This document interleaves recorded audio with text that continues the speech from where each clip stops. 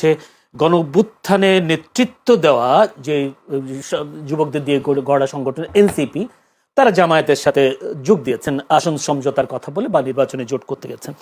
এই বিষয়টা হঠাৎ করে আসার পর সারা বাংলাদেশে একটু মানে আলোচনার কেন্দ্রবিন্দু হয়ে পড়েছে। এনসিপি জামায়াতে কেন যোগ দিল? আমার প্রশ্ন একটা, এই জামায়াতে যোগ দিলে ওদের লাভও কি বা ক্ষতি কি হতে পারে? আচ্ছা, এই প্রশ্নটা একটু পরে আসি। তার আগে সাইফুল ভাই যে কথা বলছেন সেটা লেভেল প্লেইং ফিল্ড নিয়ে কথা হয়েছে। পলিটিক্যাল মাঠটা এখন কেমন?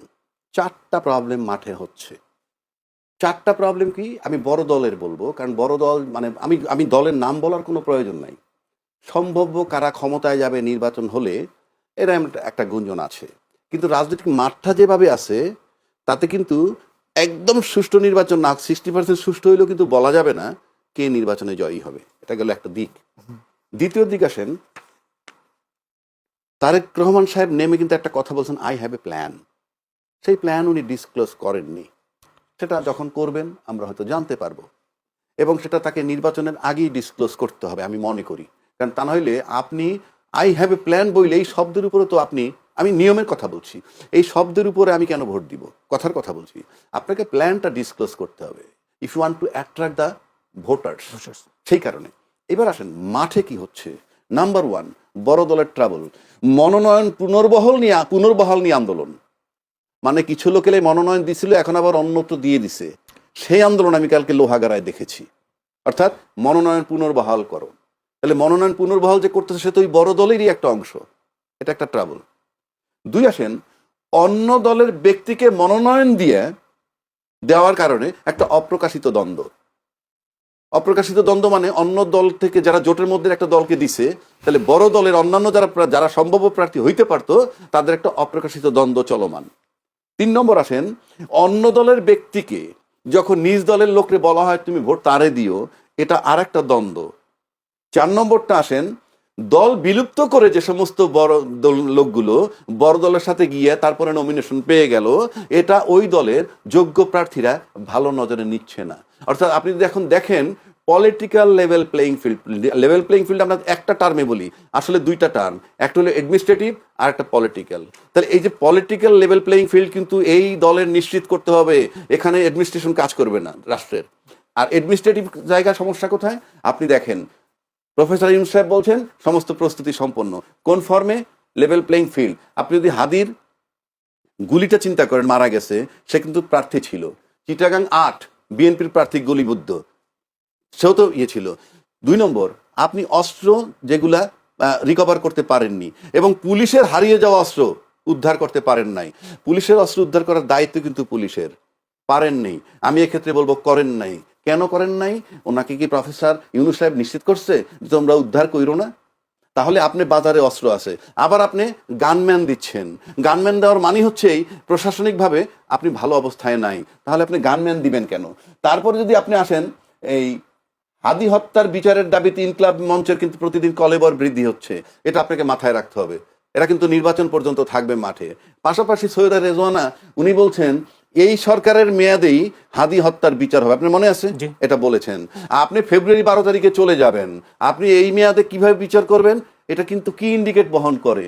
তাহলে কি নির্বাচন পিছাবে না কি? একটা প্রশ্ন আসে ন্যাচারালি। আপনি ফেব্রুয়ারির মধ্যে নির্বাচন করবেন কেমনে? আপনাদের আরেক উপদেষ্টা আসিফ নজরুল সাহেব বলছেন এই পুলিশ রিপোর্ট আসার পর পরবর্তী 90 দিনের মধ্যে বিচার করবেন। Very confusing. তো এই যে বিষয়গুলো আপনি যদি চিন্তা করেন তাহলে কিন্তু আপনি স্টিল পলিটিক্যাল এবং অ্যাডমিনিস্ট্রেটিভ 2 ওয়েতে মাঠ ঠিক নাই। একটা এক্সাম্পল দেই, হাদিকে যখন সিঙ্গাপুরে চিকিৎসার জন্য নিল তখন বলা হয়েছিল ব্রেনে অপারেশন করা হবে। খেয়াল আছে আপনার? বলা হচ্ছিল বডি স্টেবল না, তাই অপারেশন করা সম্ভব না। বডিতে যদি লেভেল প্লেইং ফিল্ড ধরেন, ব্রেনকে যদি নির্বাচন ধরেন, তাহলে আপনি দেখেন বডি কন্ট্রোল না করে অপারেশন করা যায় না। একইভাবে অ্যাডমিনিস্ট্রেটিভ এবং পলিটিক্যালি লেভেল প্লেইং ফিল্ড ঠিক না করে আপনি নির্বাচনে যেতে পারেন না। সুতরাং নির্বাচনটা যাচ্ছে তাই হতে পারে। এইবার আসেন আপনার একটা জবাব দিচ্ছি, জামাতে যোগদানে এনসিপি। এর সাথে একটা প্রশ্ন যুক্ত করি, সেটা যদিও জামাতের সাথে সমঝোতা করলে এনসিপি কে কঠিন মূল্য চুকাতে হবে বলেছেন সামান্তা শারমিন। না, কঠিন মূল্য চুকাতে হবে বলতে এখানে আমি কঠিন মূল্য আমি ঠিক জানি না, ওটা ওরা বলতে পারবে ওদের কঠিন মূল্য কি। কিন্তু আমি সাদামাটা চোখে যেটা দেখি, যেটা বলতে চাচ্ছে, সমাজে আলোচিত করতে চাচ্ছে, যে শেষ পর্যন্ত রাজাকারের দলে যোগ দিছে। মানে বিষয়টা এইরকমই।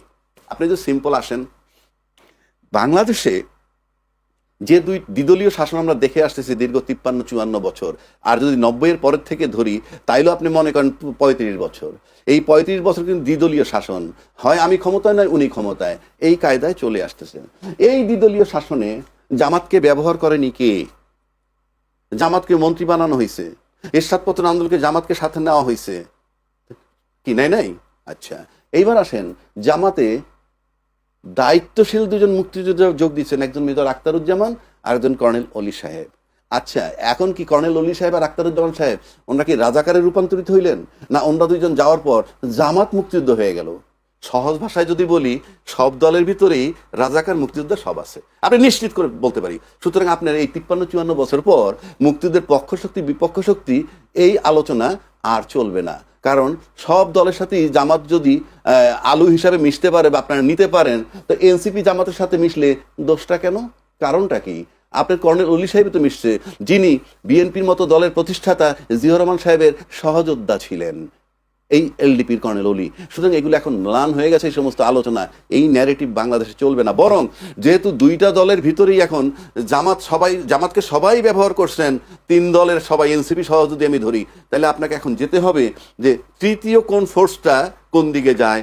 সেটা যদি আপনি ধরেন যে সেই ইনকিলাব মঞ্চ কিংবা হাদির কবরের কেন্দ্র করে যেটা হয়েছে, সেটা কিন্তু কলেবর বৃদ্ধি হয়েছে। এবং আপনি দেখেন লক্ষ্য করে যে এনসিপিকে যদি জামাত অ্যাকোমোডেট করে থাকে, এতে একটা বার্তা যায়। এক, জামাতে মুক্তিযোদ্ধাও গেছে। দুই, বিপ্লবী চেতনা ধারণকারী যে দলটা, সেটা হলো এনসিপি, যেটা নিয়ে কোনো ডাউট নাই, তাকে কিন্তু জামাত একসেপ্ট করছে। তো এই একসেপ্ট করলে জামাত, এনসিপি এবং তার সাথে যদি আপনি এই মুক্তিযোদ্ধা মঞ্চ নিয়ে আসেন, আর ইনকিলাব মঞ্চ নিয়ে আসেন, তাহলে এটা কিন্তু একটা বার্তা যায়।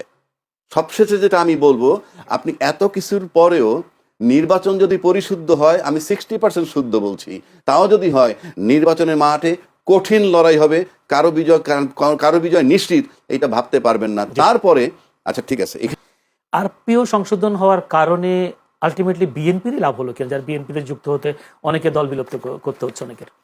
আমি এটা বলতে পারবো না বিএনপি লাভ হইল না লোকসান হইল। আমরা অতীতে যেটা দেখছি সেটা কি, অতীতে ছিল আওয়ামী লীগের সাথে 14 দলীয় জোট, বিএনপি ছিল 4 দলীয় জোট। হ্যাঁ, এখন আওয়ামী লীগ মাঠে নাই, এখন হইলো বিএনপির সাথে একটা জোট আছে কিছু দলের, আর জামাতের সাথেও জোট আছে, ইসলামিক কিছু দল এবং এনসিপি যুক্ত হয়েছে। আর ওই যে দুইজন লোকের নাম বললো, এরা ইন্ডিভিজুয়াল হয়ে গেছে এখন, যদিও কর্নেল অলি সাহেব, বাট সে হেভি ওয়েট। আমরা যত কথাই বলি, বাংলাদেশের রাজনীতিতে সে হেভি ওয়েট। তো সেটা নিঃসন্দেহে তার ব্যক্তির ক্ষতি হইলেও আমার মনে হয় জামাত কিছু গেইন করার চেষ্টা করেছে। এখন যে প্রশ্নটা আপনি করছিলেন আমাকে, কি প্রশ্নটা ভুলে গেলাম। জি, প্রশ্নটা হচ্ছে বিএনপির লাভবান হলো কি? এখন আপনি আসেন, বিএনপি যদি এখন, আমি একটু আগে বলছি, ভোট যদি 60% সুষ্ঠু হয়, আমরা কেউ জানি না নির্বাচনটায় ফলাফল কি হবে, কারণ অনেকগুলা রেজাল্ট আপনাকে দেখাইলাম, administrative level playing field, political level, এই সব কিছু মিলাইলে, প্লাস একটা হাদি মঞ্চ হইতেছে, গল্প আমরা মুখে যতই বলি না কেন, কলেবর বৃদ্ধি হচ্ছে, আমরা এভরিডে দেখতেছি। এখন লাভ হইল কিনা, মনে করেন যে লোকটা দলকে বিলুপ্ত করে, জিনিসটা বোঝার চেষ্টা করেন, যে লোকটা দল বিলুপ্ত করে বিএনপিতে এসে ধানের শীষে নমিনেশন নিচ্ছে, এই লোকটার কোনো আইডিওলজি নাই, এই লোকটার কোনো আইডিওলজি নাই, তার মানে সে সবসময় পোল্টি দিতে পারে। মেরিটস হইল কি এইটার, সে এমপি হবে। ডিমেরিটস হইল কি, তার যে রাজনৈতিক আদর্শ সেটাকে সে বিকিয়ে দিল, বিকিয়ে দিয়ে কি হইতে চায়, এমপি। আর এমপি মানে একটা লাভবান পদ। কোন লাভবান পদ? আমি বারবার বলছি, কোনো ভদ্রলোক যিনি নিজের সব কিছু আছে, সে সকালে 10টায় পার্লামেন্টে ঢুকে রাত্রে 8টায় বেরোবে, কোনো বেনিফিট ছাড়া, ওই মাসিক একটা বেতন বা মাসিক যে রিমুনারেশন, ওইটার উপরে ভিত্তি করে, তাহলে অ্যাটলিস্ট এই আদর্শ বিকিয়ে দেয় না। অন্য কোনো লাভ আছে, সেটা আমি বলবে প্রমাণ কি? সেজন্য আমি আবারও বলছি, তার অন্য কোনো লাভ আছে, তাহলে তার আইডিওলজি বিকিয়ে দিয়ে যাচ্ছে। আর বিএনপি তাকে আশ্রয় দিচ্ছে কেন? ওকে আশ্রয় দেওয়ার পরে এমনও হতে পারে যে ওই কালকে সকাল থেকে শুনবেন যে এই জামাতকেও গালি দিবে, এনসিপির গালি দিবে। আপনি যদি মনে করে দেখতে পারেন, হাসানুল্লাহ কিনুরে যখন প্রথম এমপি বানানোর পর মন্ত্রী বানাইলো, সে 5টা বছর টানা ঘুমের থেকে উঠে আবার বিছানায় যাওয়ার পূর্ব পর্যন্ত যেখানেই যাইতো, বেগম খালেদা জিয়াকে গালি দিত। আপনাদের মনে আছে কিনা, আশা করি সাইফুল ভাই মনে আছে। ঠিক পরবর্তী টার্মে যখন এমপি বানায়, তাকে আর মন্ত্রী বানায় নাই, ওই টার্মে সে আর গালাগালি করে নাই। তো আশা করি যে সমস্ত লোকগুলাকে ওইভাবে নিছে, তারা এমপি হইতে পারলেই গালাগালি শুরু করবে, যাকে বলবে তাকে। এইবার আসেন, সে পাশ করবে কেন? সেদের বিএনপির মনোনয়ন নিয়ে সেই ধানের শীষ নিলেই পাশ করবে কেন পাশ করবে? সে তো ওখানে পপুলার না, সে তো বিএনপির লোক না, অথচ বিএনপিকে বলা হচ্ছে তুমি ভোট দাও, কারণ মার্কায় ভোট দেয়, সে পাশ করে আসবে। তর্কের খাতিরে বললাম। আর যিনি বিএনপির মার্কা নিয়ে না নিজ দলের থেকে করবেন, তিনি যদি পাশ করে আসেন, এই যে দুই পাশ যখন কইরা আসবে, অর্থাৎ আপনার নির্বাচনী ইলেকশন ইঞ্জিনিয়ারিং ছাড়া এই যারা জোটভুক্ত বা জোটভুক্ত হইয়া প্রতীক নিয়ে নির্বাচন করবে ধানের শীষের, আবার জোটভুক্ত হইয়া নিজ দলে করবে, এদেরকে পাশ করে আনতে হইলেই ইলেকশন ইঞ্জিনিয়ারিং লাগবে। 5 আগস্টের অভ্যুত্থানের পরও ইলেকশন ইঞ্জিনিয়ারের কথা বলছেন আপনি? আমি বলছি তো, ইলেকশন ইঞ্জিনিয়ারিং ছাড়া যদি তারা পাশ করে, তাহলে তাদের কোনো দলে যুক্ত হওয়ার কথা না। আমি কি বুঝাইতে পারছি? আপনি যদি পাশই করবেন, তাহলে তো অন্য দলে গিয়ে তার প্রতীক নেওয়ারও প্রয়োজন নাই, কিংবা এই দলের জোটভুক্ত হইয়া এদের ভোট নিয়ে আমি চাওয়াচাওয়ি করব কেন? এরা পাশ করার মানি, এরা যদি পাশ করে আসে সবাই, তাহলে আপনি ধরে নিতে পারেন যে নির্বাচনে ইঞ্জিনিয়ারিং হবে।